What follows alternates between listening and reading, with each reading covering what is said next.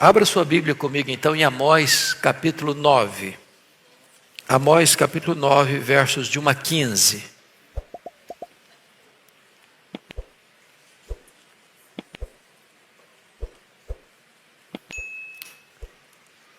Esse texto diz assim: Vi o Senhor que estava em pé junto ao altar, e me disse: fere os capitéis, e estremecerão os umbrais, e faze tudo em pedaços sobre a cabeça de todos eles. Matarei a espada até o último deles, nenhum deles fugirá, nem escapará.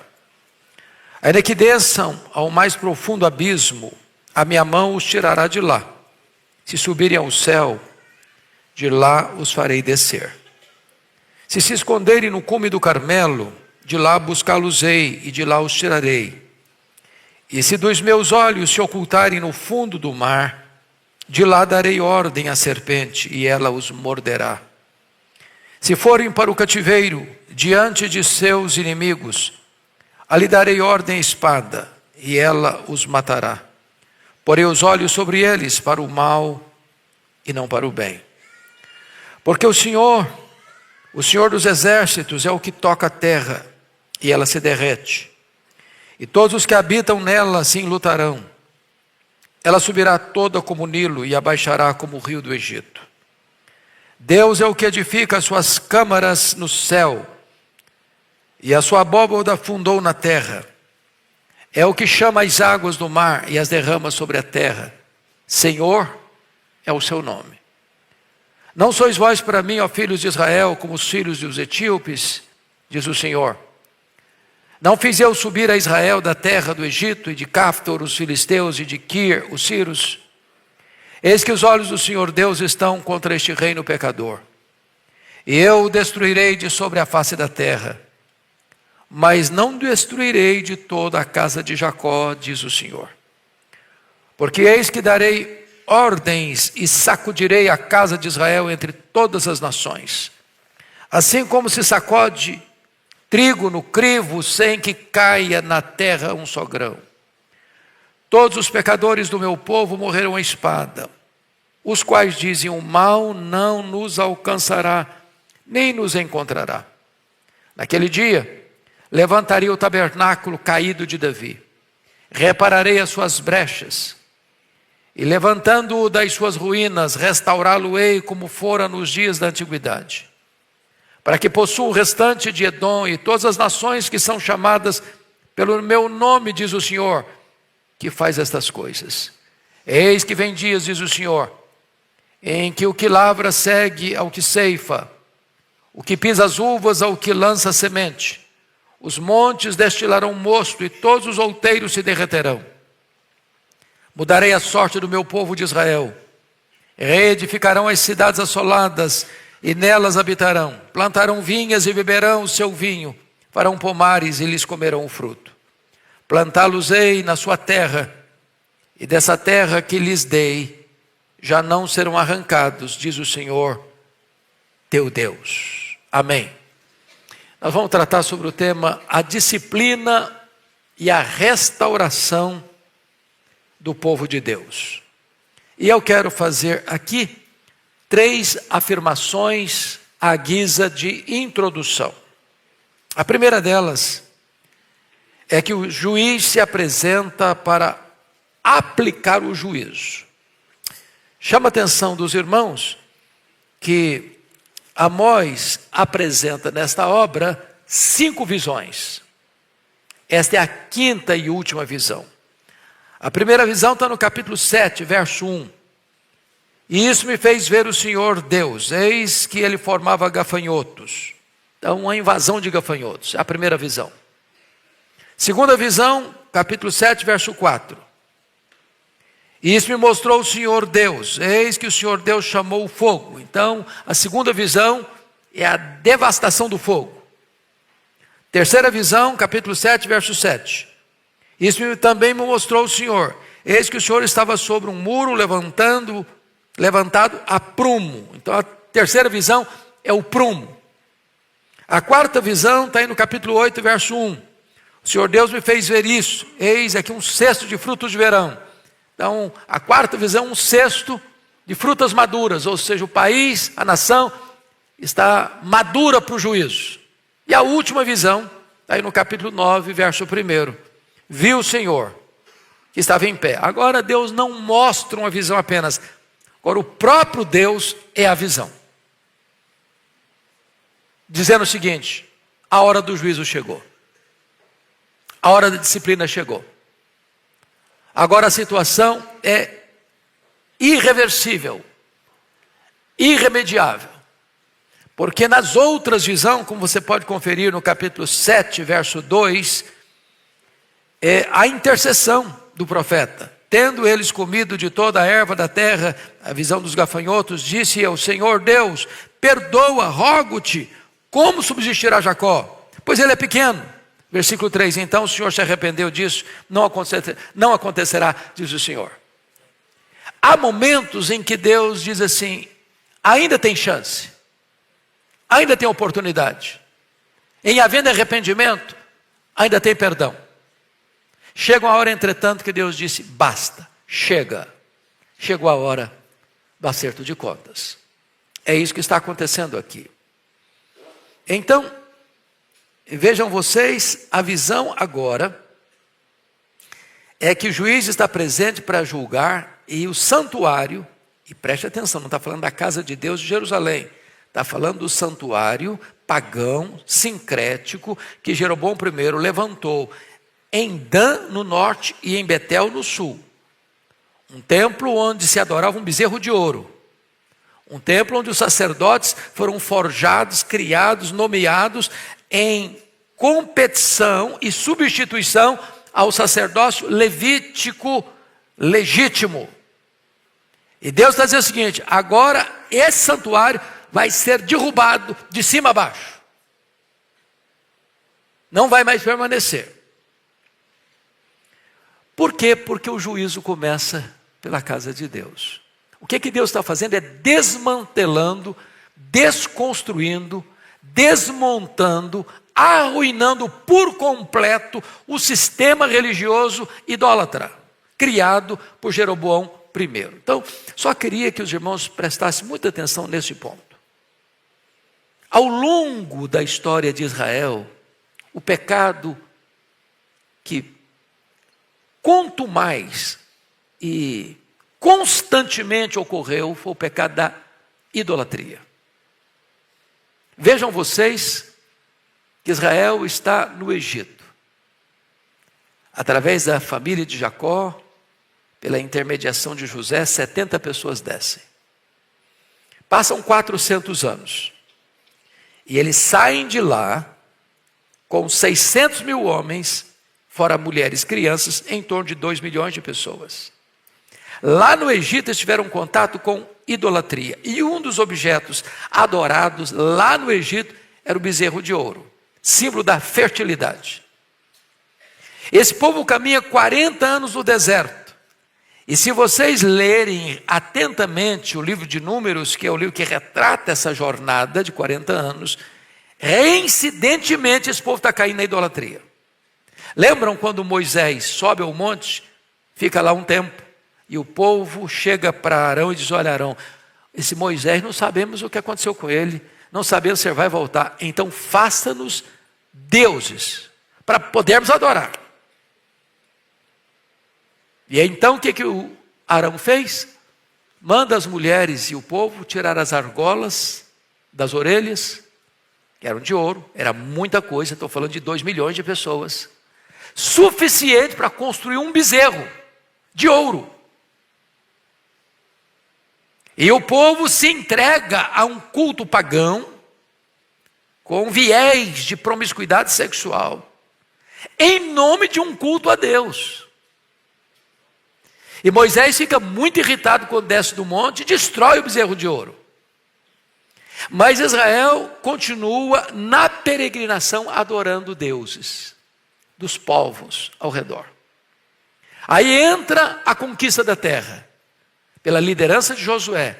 Qual foi o maior problema? Adorar os deuses pagãos. Aí entra o período dos juízes, 330 anos. Qual foi o pecado reincidente do povo? Adorar os deuses dos povos, que eles foram chamados por Deus para conquistar a terra deles.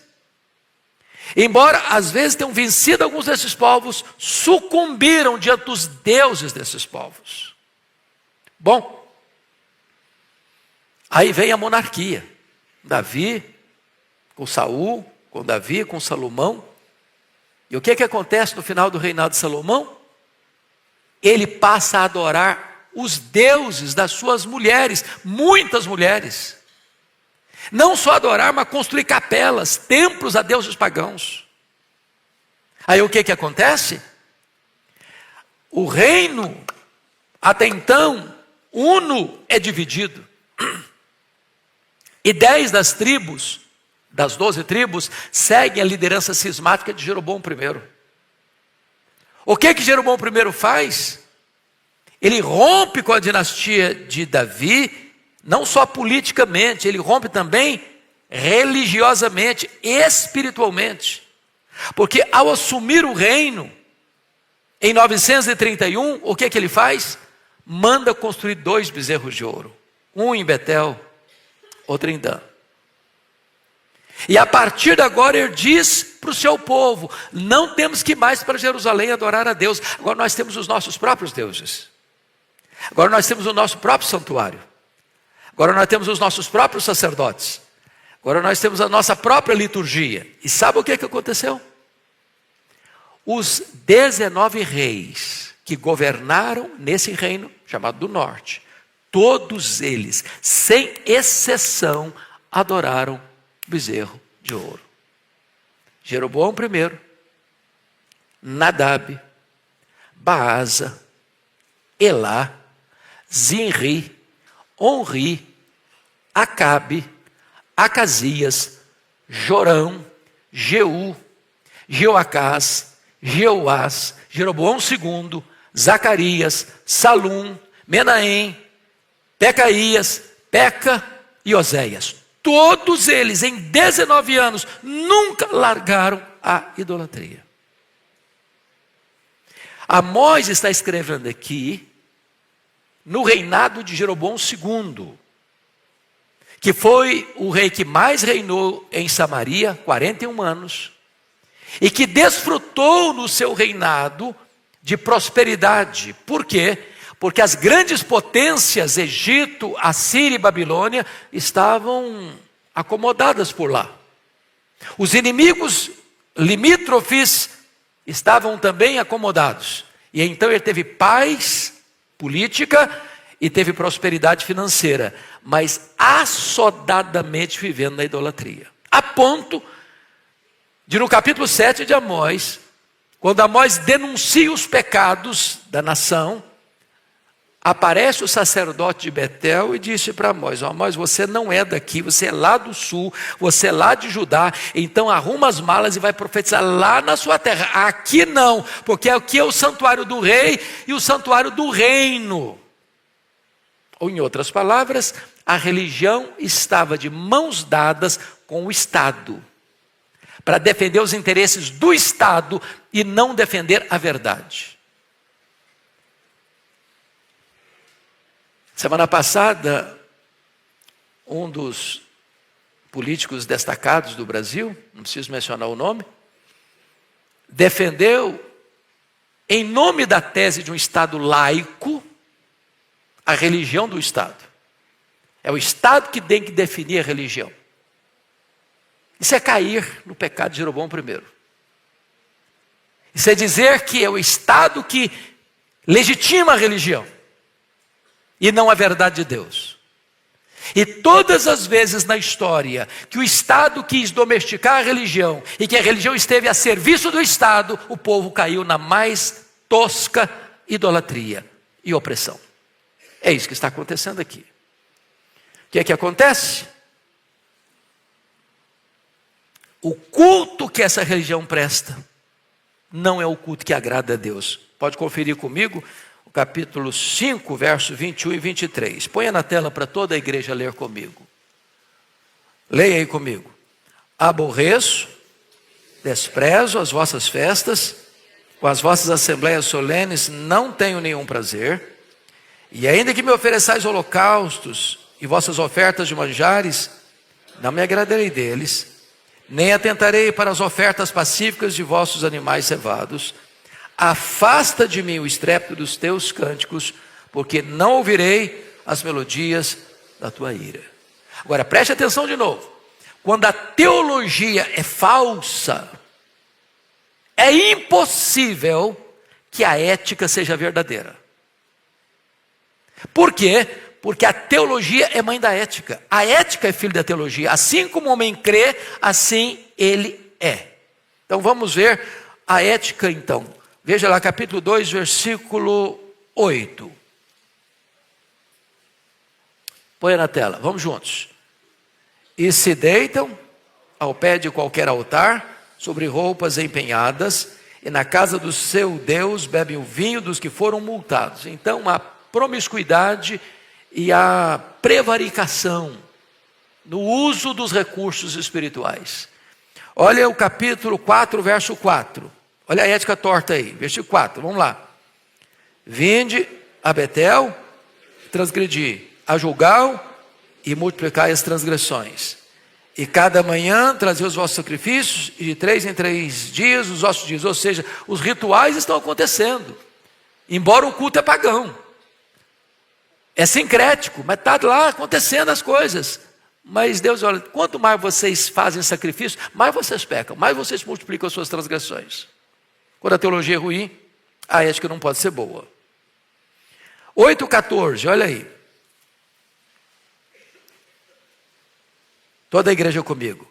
Os que agora juram pelo ídolo de Samaria e dizem, como é certo viver o teu Deus, ó Dan, e como é certo viver o culto de Berseba, esses mesmos cairão e não se levantarão jamais. Por quê? Porque estão jurando por um ídolo, por um bezerro de ouro, e não em nome do Deus vivo e todo poderoso.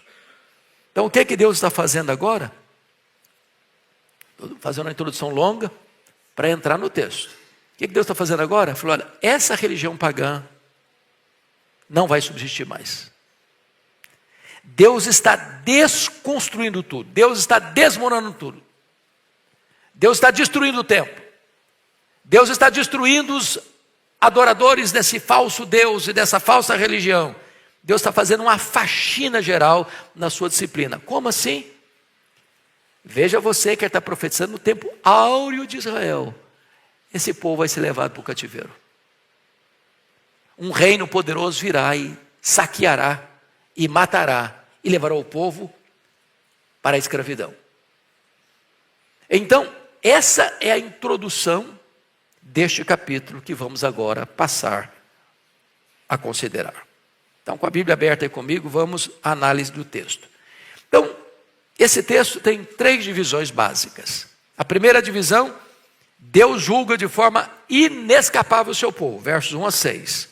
Segundo, Deus governa soberanamente as nações, versos 7 a 10. Terceiro, Deus restaura o seu povo, versos 11 a 15. Preste atenção nisso. Via de regra, os profetas de Deus apontam o pecado, apontam a disciplina e apontam a restauração. Em havendo arrependimento, há perdão. Em havendo volta para o Senhor, Deus suspende o juízo e aplica a sua graça. Foi assim no passado, é assim hoje. Então vamos à análise do texto então. Primeiramente, Deus julga de forma inescapável o seu povo. E por que Deus julga de forma inescapável o seu povo? Primeiro, porque o juízo de Deus é inescapável por causa da onipresença de Deus. Notem comigo, no verso 1 a 4, Deus sendo Deus onipresente. Aliás, é isso que a Bíblia menciona lá no Salmo 139. Lembram? Para onde me ausentarei do teu Espírito? Se suba aos céus, lá estás. Se desce ao mais profundo abismo, lá estás também. Se eu tomo as asas da alvorada e me detenho nos confins dos mares, ainda lá me haverá de guiar a tua mão. Ou seja, Deus é inescapável. Não há buraco possa esconder de Deus. Não há caverna que a pessoa possa ficar escondido do olhar perscrutador de Deus. Aliás, há um texto que eu gostaria que vocês lessem comigo, porque é uma cena do juízo final, e na mesma situação as pessoas querem fugir de Deus, se esconder de Deus. Elas não estão com medo de morrer, não estão até querendo morrer, mas nem isso conseguem. Elas estão com medo da presença do juiz. Leia lá comigo, por favor, Apocalipse capítulo 6, versos 12 a 17. Olha que cena dramática do juízo final, diante do Deus onipresente e inescapável. A igreja toda lê em voz alta comigo esses versos, 12 a 17. Vamos juntos. Vi quando o cordeiro abriu o sexto selo, e sobreveio grande terremoto. O sol se tornou negro como saco de crina, a lua toda como sangue. As estrelas do céu caíram à terra, como figueira quando abalada por vento forte deixa cair os seus figos.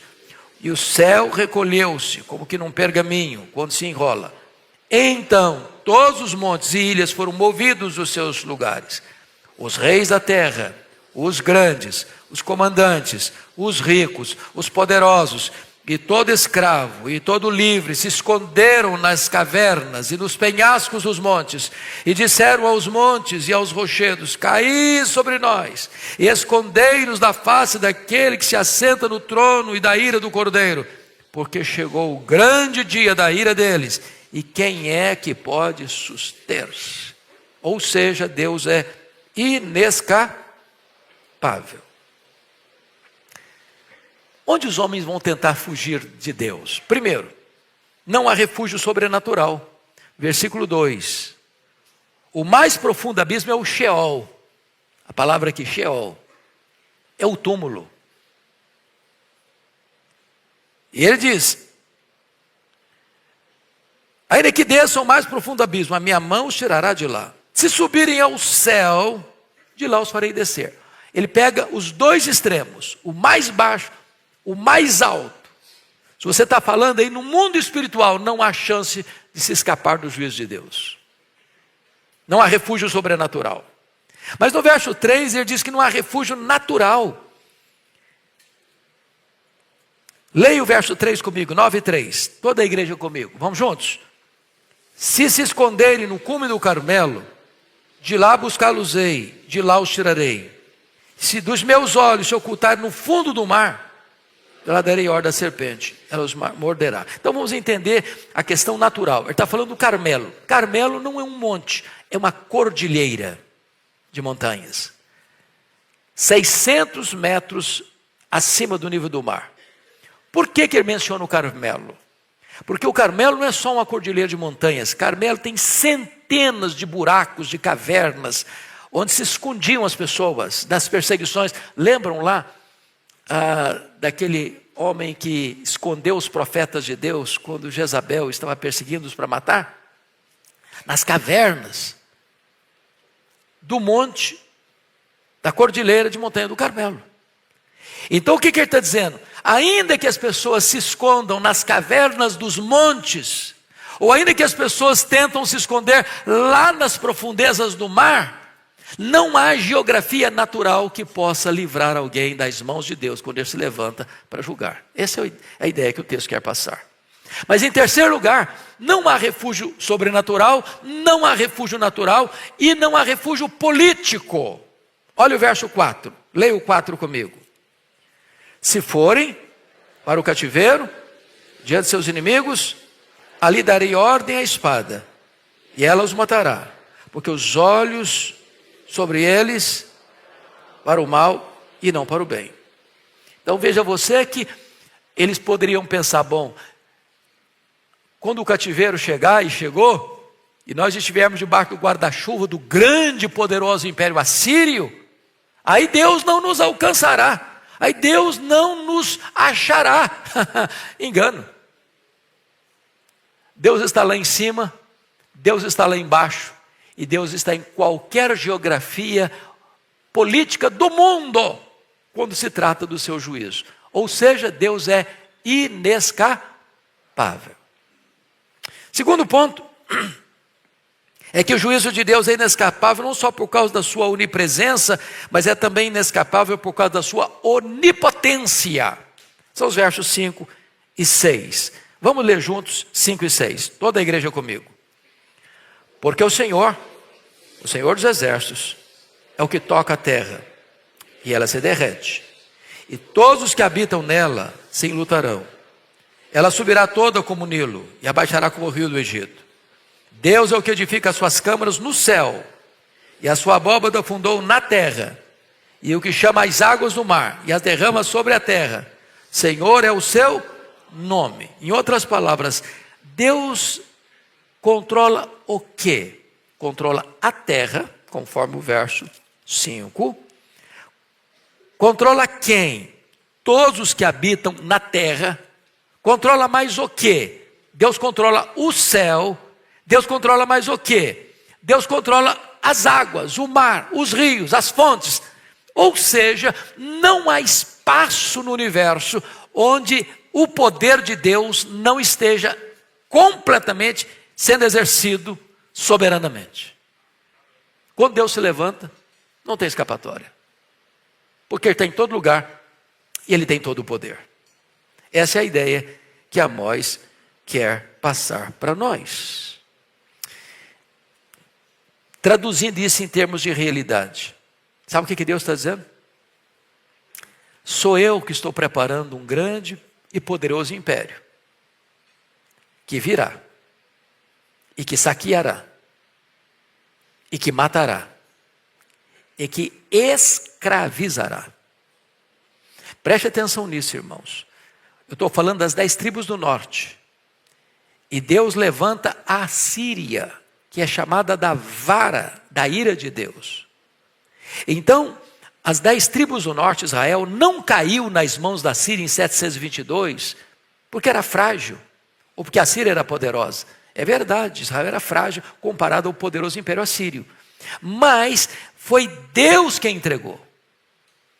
Quando você volta para as 2 tribos do sul, Judá, não foi Nabucodonosor e a grande Babilônia que saqueou o templo e destruiu Jerusalém e queimou o templo de Jerusalém e levou o povo cativo. É verdade que a Babilônia era um poderoso império, mas está escrito na Bíblia que foi Deus quem entregou. Entregou os vasos do templo, entregou a cidade, entregou o povo.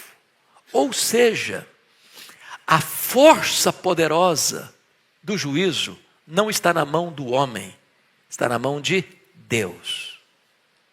O maior inimigo do homem não é o homem. O maior inimigo do homem é quando Deus se volta contra ele. O maior problema do homem não é nem mesmo a presença do diabo. O maior problema do homem é a ausência de Deus. Aqui está um ponto que Israel não entendeu. E ele está debaixo do juízo divino. Olha comigo o capítulo 4, versículo 2, para você entender isso melhor. 4:2, vamos todos ler. Jurou o Senhor Deus, pela sua santidade, que dias estão para vir sobre vós, em que vos levarão com anzóis e as vossas restantes como fisga de pesca. Então, quem está trazendo a Síria é o próprio Deus. Vamos ao segundo ponto, então, da nossa mensagem. O Deus que governa soberanamente as nações. Aqui tem um ponto muito importante para nós. Porque às vezes, irmãos, nós criamos uma imagem de Deus como se Deus fosse um Deus tribal. Ou seja, Ele é o Deus de Israel. Ele só se importa com Israel. Ele só governa Israel. A ação dele é só direcionada a Israel. Deus não tem nada a ver com as outras nações. Às vezes nós pensamos também que o nosso Deus só é o Deus da igreja. Que Deus só está se importando com questões religiosas, eclesiásticas, espirituais. Isso é uma visão distorcida de Deus. Deus é o soberano Senhor do universo. Deus é o soberano Senhor das nações. Deus é o Deus que interfere nos negócios das nações. Deus é o Deus que se importa com o comércio, com a indústria, com a política, com a economia, com a realidade social. Deus se importa com as transações internacionais. Deus é o soberano Senhor de tudo. E agora Deus vai mostrar isso para eles. Deus se importa com quem? Se importa com Israel. Mas o versículo 7, confirem comigo, de Amós 9:7, ele se importa também com mais quem? Com os etíopes. Ele se importa também com quem mais? Com os filisteus. Com quem mais? Com os sírios. Ou seja, ele está dando exemplos de que Deus é o Deus do universo e das nações. O que ele está dizendo? Que Israel não pode inchar o peito e levantar o narizinho e pensar, não, o nosso êxodo, só nós experimentamos um êxodo, uma libertação. Não! O versículo 7, leia comigo o verso 7, por gentileza. Não sois vós para mim, ó filhos de Israel, como os filhos dos etíopes, diz o Senhor. Não fiz eu subir a Israel da terra do Egito, de Cafto os filisteus, e de Quiro os sírios? Ou seja, os filisteus tiveram também um êxodo, os sírios também tiveram um êxodo, como Israel teve um êxodo. Ou seja, não pense que Deus só gosta de você e que Deus não se importa com os outros. Aliás, esse foi um problema de Israel, achar que Deus é nosso amigo e inimigo de todo mundo que nós não gostamos. Nós queremos que Deus seja nosso amigo, que Deus seja inimigo dos nossos desafetos. E Deus não se enquadra nisso. Deus é livre, Deus é soberano, Ele ama incondicionalmente. Ele ama as nações. Então o seu governo opera em toda a terra. Quando você está falando, por exemplo, dos filisteus, eu quero destacar os filisteus, porque os filisteus, também os sírios, porque se você ler a história de Israel, tanto os sírios da Síria, quanto os filisteus, eles foram os inimigos de Israel ao longo dos séculos. E onde moravam os filisteus? De onde procede esse povo? Lá da Grécia, lá do Mar Egeu. E eles se transferiram para essa região de Israel, ali no litoral do Mar Mediterrâneo. E eles eram mais desenvolvidos do que Israel no que tange a tecnologia, no que tange a arte da guerra, a arte da agricultura. E mesmo esse povo sendo e tornando-se inimigo de Israel, quem os libertou lá daquela região do Mar Egeu e os colocou lá naquela região da Palestina foi o próprio Deus. Então Deus governa e opera em toda a terra. Agora notem, o governo divino não faz vistas grossas ao pecado na vida de seu próprio povo. Capítulo 8, vamos ler juntos. Eis, toda a igreja comigo, bota na tela, versículo 8. Conseguiu? Vamos lá, toda a igreja comigo. Eis que os olhos do Senhor Deus estão contra este reino pecador, e eu destruirei de sobre a face da terra. Até aqui.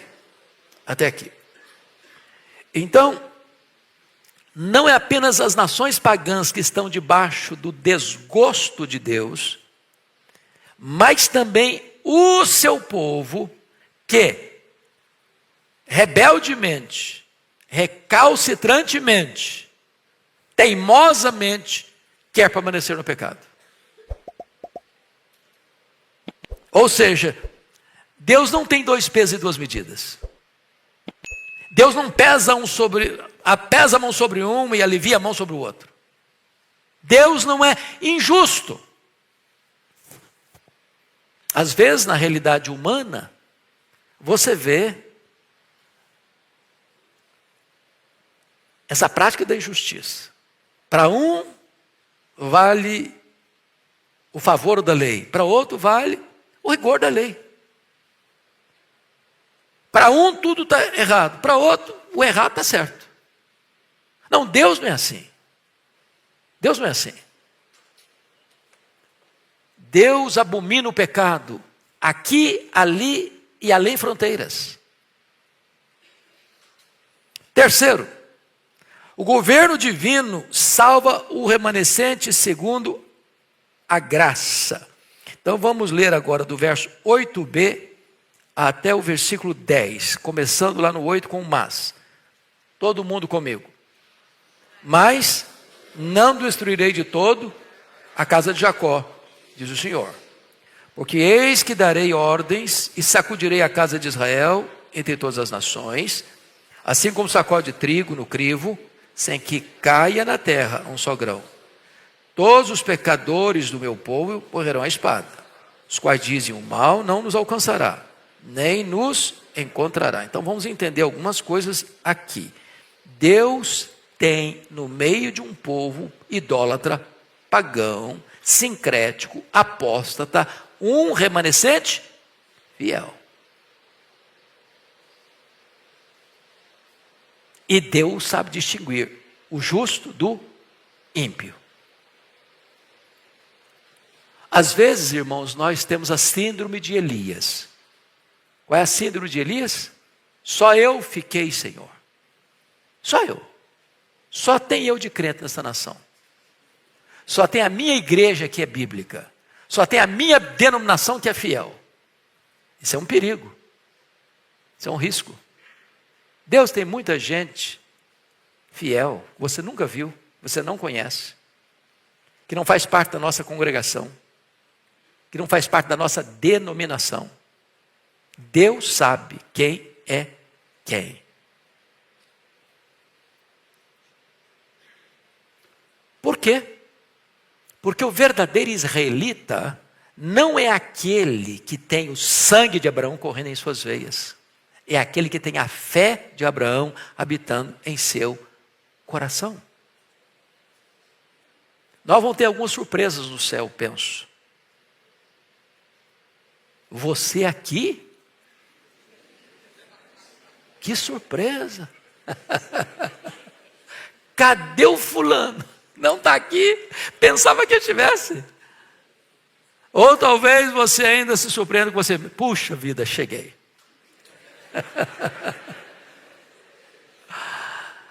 Deus conhece os que lhe pertencem, só Deus conhece os que lhe pertencem. Segundo, Deus tem um remanescente da graça que será poupado. E segundo, Deus usará a peneira para separar o trigo da palha. Irmãos, peneira é uma linguagem rural. Quem não sabe o que é peneira aqui, levanta a mão. O cara que nasceu na cidade nunca foi na roça. Todo mundo sabe, né? Todo mundo sabe. A peneira tem aqueles buraquinhos, chama de crivo. O que Deus está dizendo? Eu vou peneirar meu povo.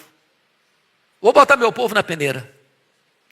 Para que o agricultor bota o cereal na peneira? Para quê? Para joeirar? Tirar o quê? As impurezas. Mas ele não pode permitir, porque vai ter prejuízo, que o grão, que é valoroso, que é nutritivo, que é importante, vá junto com as impurezas. Então o papel da peneira é o quê? Balançar para lá, balançar para cá, sacudir aqui, sacudir ali, para que as impurezas caiam dentro do buraco do crivo, mas nenhum grão pode cair lá, no meio das impurezas, senão o camarada tem prejuízo. Aliás, notinha de rodapé. Eu tenho rodado esse Brasil aí, e a mesma semana passada, indo pregar em Dourados, Mato Grosso do Sul, numa região de forte ênfase de agricultura, vendo o prejuízo que se tem nesse país no transporte dos cereais. Você vai atrás de um caminhão e você vê caindo, mas assim muito, não é pouco não. E à beira da estrada você vê leiras de cereais caindo. Que tristeza, um país pleno século XXI. Poderia melhorar nossa forma de transportar. Vamos fechar um pouco melhor esses caminhões. Você tem um prejuízo de mais de 15% de toda a produção no transporte. Gente, isso é um atraso. Um atraso. Se é a mesma coisa do camarada lá da peneira, deixar cair 15% do produto tão importante lá no meio das impurezas. que Deus está fazendo com o seu povo? Botando o seu povo na peneira. Deus já tinha botado o prumo. Para que um construtor usa prumo? Para quê? Para saber se o muro que ele está levantando está certo. Se estiver torto, vai cair. Então, preste atenção aqui. Versículo 9. Vamos ler de novo o 9, porque esse versículo é muito importante. Porque eis que darei ordens, sacudirei a casa de Israel entre todas as nações. Então, preste atenção. Quem é o agente desse peneiramento? Deus. Deus. O que Deus está fazendo em balançando? Lançando o seu povo para onde? Para onde? Entre todas as nações. Assim como se sacode trigo no crivo, sem que caia na terra um só grão. Irmãos, isso é maravilhoso. Sabe o que significa isso? Deus não perde nenhuma ovelha do seu rebanho. Deus não confunde o falso com o verdadeiro.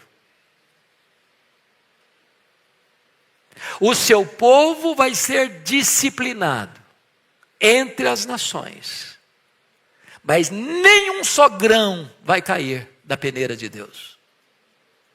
Para que o agricultor usa a peneira? Para separar a palha do grão. Palha é queimada, vira cinza, não tem valor. Mas o grão é tão precioso que Deus não deixa cair sequer um grão. Deus não deixa sequer um dos seus perecer. Chamamos isso de segurança da salvação.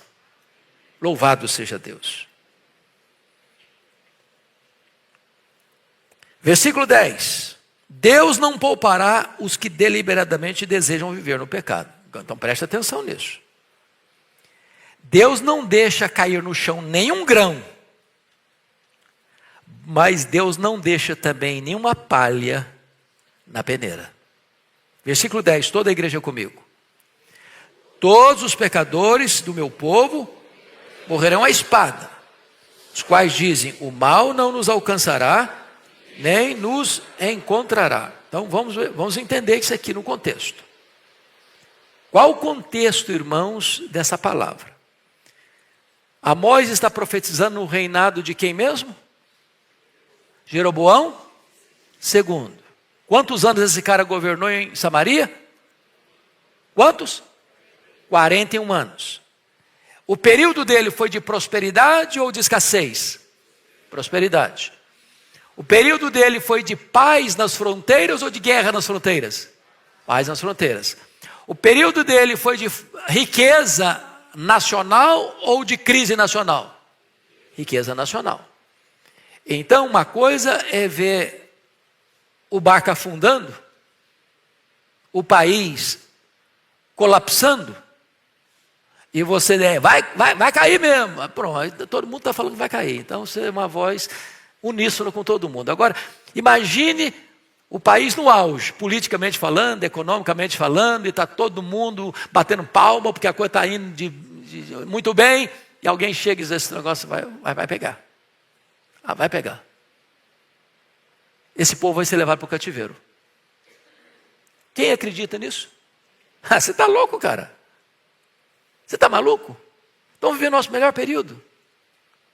O sacerdote lá disse para o Amós, você vai embora daqui, cara, profetiza lá. Aqui não, cara, aqui não. Aqui é o templo do rei, aqui é o templo do reino. Aqui nós estamos muito bem, estamos bem na fita, bem na foto. Não vem com a goura para cima de nós, não. Aqui está maravilhoso. Não há segurança no pecado. E o que Deus vai dizer no versículo 10? Todos os pecadores do meu povo morrerão à espada. Mas quem são esses todos os pecadores? Ele explica. Os quais dizem, o mal não nos alcançará, nem nos encontrará. Não adianta vir falar a palavra de Deus aqui, dizendo que o mal vai chegar. Não vai chegar, não vai acontecer, não vai acontecer. Está tudo bem, está tudo bem, está tudo bem. Calma, paz. O que Deus está dizendo é o seguinte: nenhuma segurança política, nenhuma segurança econômica, nenhuma vantagem humana e política, ou econômica, ou terrena pode livrar o homem do Deus do juízo, quando ele se levanta para julgar.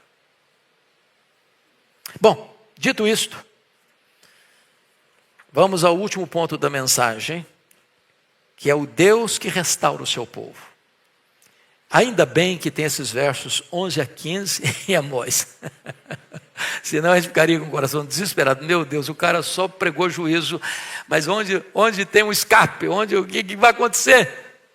Então vamos lá. Primeiro, é importante dizer que Deus está destruindo o templo falso. Essa é a palavra do verso 1.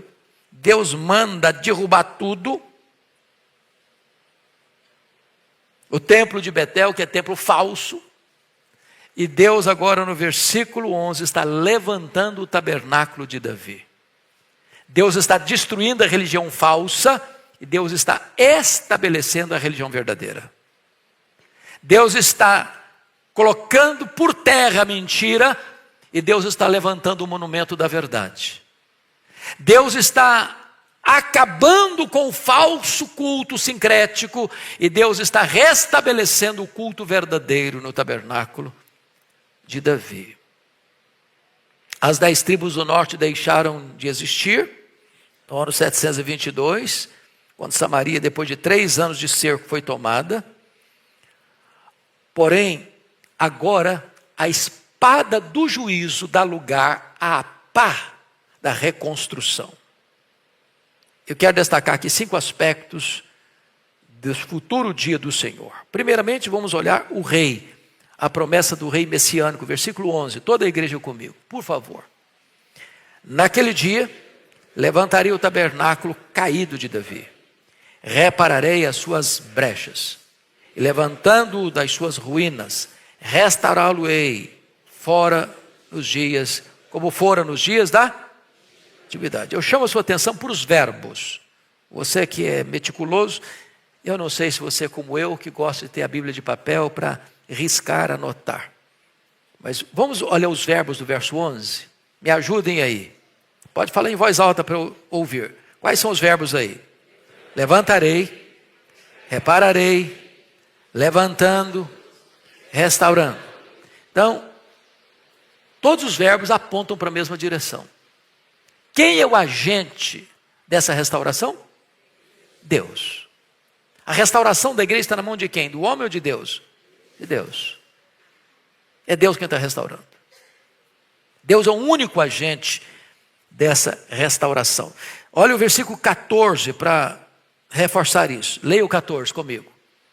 Mudarei a sorte do meu povo de Israel. Até aqui. Quem vai mudar a sorte do povo? Deus. Versículo 15. Primeira parte, todos juntos. Plantá-los-ei na sua terra. Quem está plantando? Deus. Então quem é o agente da restauração? Deus. É Ele quem faz. Ele quem aplica o juízo e quem traz restauração. Segundo, as nações, o fim do muro de separação. Versículo 12, a igreja comigo. Para que possuam o restante de Edom e todas as nações que são chamadas pelo meu nome, diz o Senhor, que faz estas coisas. Então vamos entender isso aqui. Ele cita emblematicamente Edom. E ele, além de Edom, todas as nações. Ele está falando de um projeto macro, maior, que começa lá em Gênesis 12, versículo 2. Em ti serão abençoadas quantas nações da terra? Todas as nações da terra. Do que Amós está falando?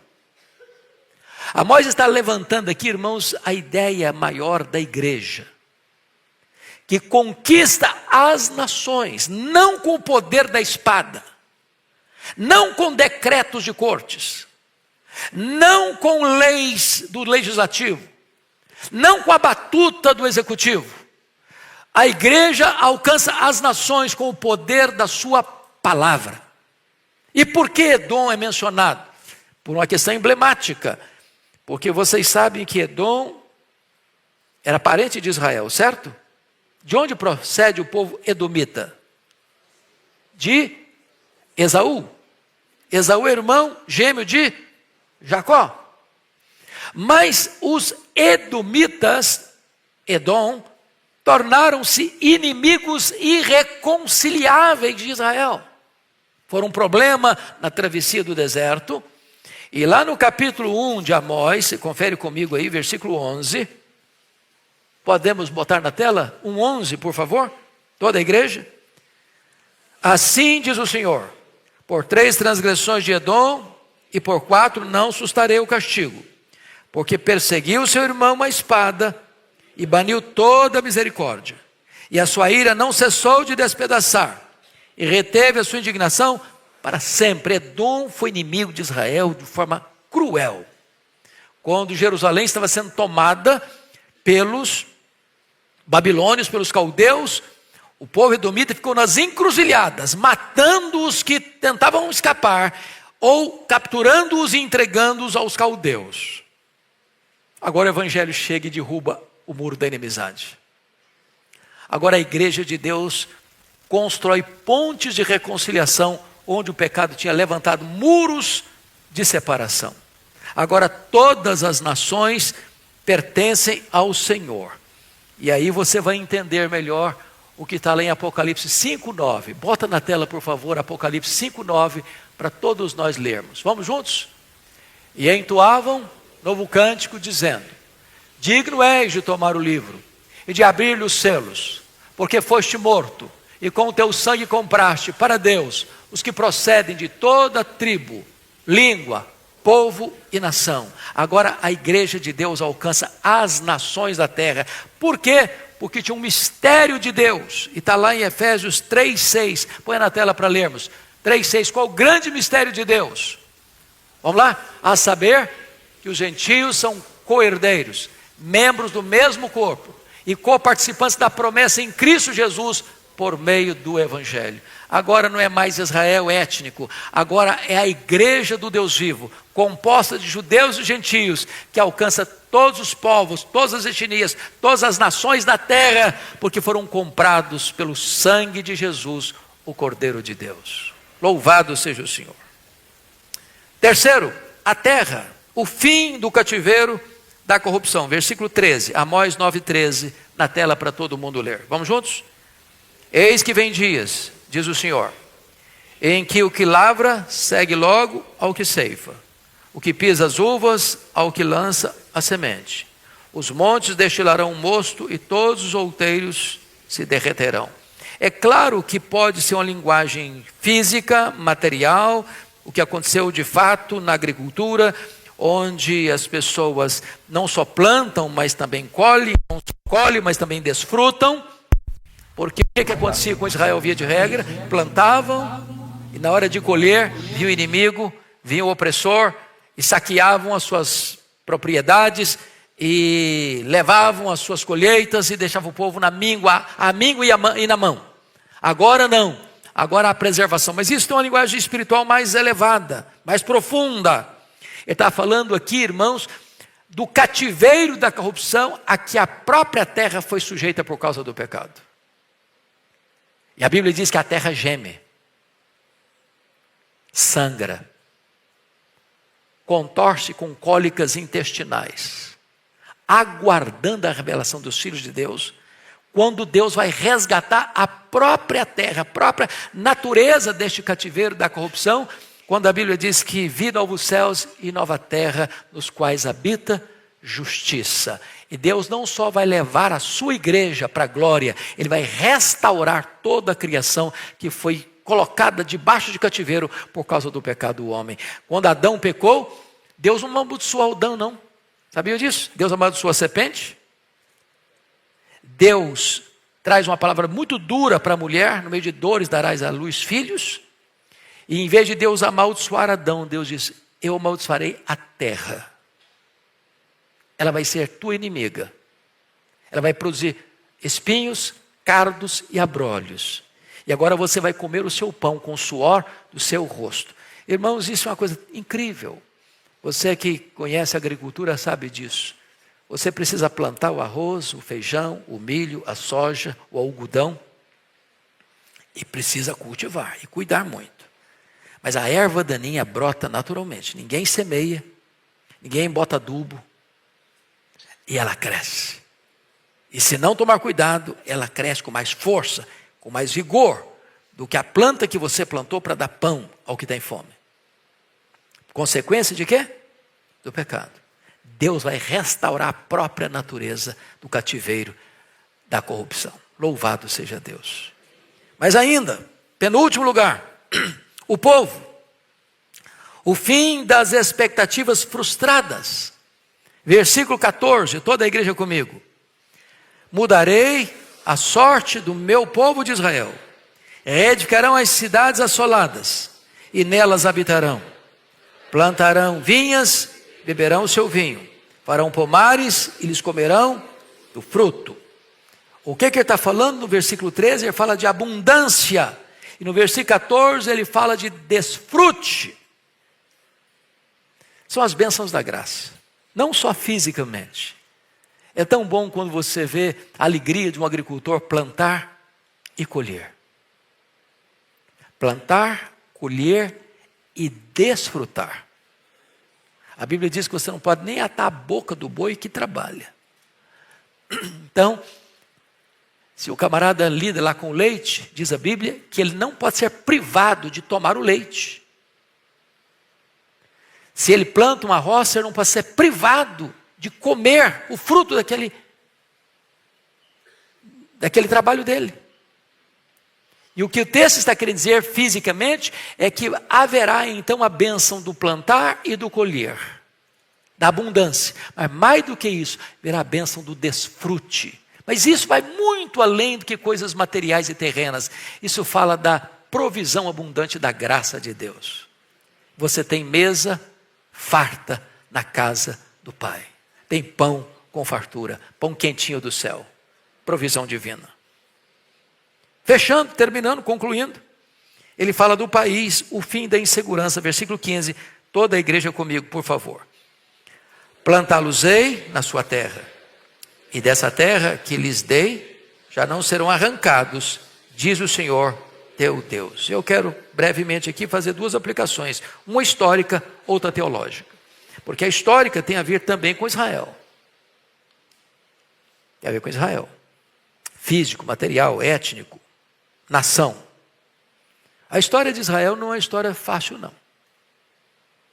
Aliás, você lê em Gênesis capítulo 15, que Deus aparece para Abraão e diz: olha, Abraão, a tua descendência será escrava no Egito. Por 400 anos. Então esse povo que desce ao Egito num tempo de fome, que desfruta de determinados privilégios no tempo de José, depois o faraó que não conhecia José assume o poder e oprime o povo. Aí eles saem 40 anos pelo deserto, o povo se rebela contra Deus e aquela geração morre toda no deserto, exceto 2 pessoas. Aí eles conquistam a terra em 7 anos, mas em vez de eles desalojarem o povo da terra, eles namoram e flertam com os deuses da terra. E são oprimidos. 330 anos no período dos juízes. Aí eles pedem um rei. E Deus diz: olha, vocês vão pagar um alto preço para ter um rei. Estão dispostos? Ah, sim, estamos dispostos. Aí levanta Saul. Começa bem e termina muito mal. Aí Deus levanta Davi. E Davi, apesar dos seus erros pessoais, foi o homem segundo o coração de Deus e ele fortalece o reino. E aí ele constitui o seu filho, mesmo diante de uma rebelião de Adonias, que queria tomar o poder à força, põe Salomão no trono. E Salomão vai muito bem no começo, e vai muito mal no final do seu governo. A ponto de impor escravidão sobre o povo para manter o luxo do palácio. A ponto de levantar capelas às mulheres, aos deuses das mulheres. Muitas que ele tinha. E adorar esses deuses. Aí tem a divisão do reino. E tanto o reino do norte, quanto o reino do sul viveram não só em guerras internas, mas muitas vezes debaixo de opressão dos inimigos. Aí em 722 a Síria leva para o cativeiro as 10 tribos do norte e não voltam mais. E aí em 586 a Babilônia leva o reino de Judá para o cativeiro, 70 anos. Eles voltam, mas voltam não como um povo livre, eles estão agora debaixo de um outro império, o Império Persa. O Império Persa passa, mas agora estão debaixo de um outro poder estrangeiro, o Império Grego. E agora o Alexandre morre, e eles estão debaixo de um outro poder, ora dos Ptolomeus do Egito, ora pelos Seleucidas da Síria. E aí eles têm uma breve e rápida libertação no governo Asmoneu. Matatias Macabeu e Judas Macabeu. Mas dura pouco. E em 63, Pompeu conquista aquele território. Israel passa a ser súdito do poderoso Império Romano. E aí chega o ano 70 da era cristã. Tito Flávio destrói Jerusalém, queima o templo de Jerusalém e dispersa os judeus para o mundo todo no ano 70. Uma diáspora que durou mais de 1.800 anos. Israel retorna ao seu território agora, em 14 de maio de 1948. E vocês todos sabem a luta que Israel tem de terem inimigos à volta, mas Deus plantou o seu povo na sua terra. Cumprimento de Amós 9:15. Esse é o aspecto político. Deus usou instrumentos humanos? Sim. Quem assinou? Secretário-geral da ONU, da época, um brasileiro. Oswaldo Aranha. Ele não era sionista, não. Ele era contra os judeus. Mas assinou. Como nós temos, na época de Getúlio Vargas, vocês sabem disso, o nosso presidente Getúlio Vargas capturou judeus aqui e mandou-os de presente para Hitler, para serem mortos. A história do Brasil antisionista não é tão... é complicada. Mas quem plantou Israel de volta ao seu território? O próprio Deus. Mas esse cumprimento não é apenas político ou geopolítico. Esse cumprimento, irmãos, vai muito além agora numa aplicação teológica. O que significa isso? Plantá-los-ei na sua terra e dessa terra que lhes dei, já não serão arrancados, diz o Senhor. É uma aplicação espiritual da segurança da salvação. Você é cidadão do céu. A sua pátria está no céu. Você foi selado com o Espírito Santo da promessa e você é propriedade exclusiva de Deus. E ninguém, e força humana, e força terrena, e força demoníaca, força espiritual, jamais poderá arrancar você das mãos do Senhor, dessa terra que é a nova Canaã celestial. Louvado seja Deus. Temos plena segurança espiritual. Deus nos ajude, irmãos, a compreendermos esta verdade que Jesus nos ensinou. As minhas ovelhas ouvem a minha voz e me seguem. Eu dou a elas a vida eterna e ninguém as arrebatará das minhas mãos. E Paulo diz, eu estou muito certo de que nem a morte, nem a vida, nem os anjos, nem os principados, nem as potestades, nem os poderes, nem a altura, nem a profundidade, nem qualquer outra criatura poderá separar-nos do amor de Deus que está em Cristo Jesus, nosso Senhor. Plena segurança. Aqui ficamos então na conclusão do livro de Amós. Se Deus permitir, na próxima aula que tivermos aqui, nós estaremos iniciando o livro de Abacuque. E eu peço a gentileza a você de ler esse livro. Só 3 capítulos. Uma mensagem poderosa da parte de Deus para o nosso coração. Vamos ficar em pé e vamos orar.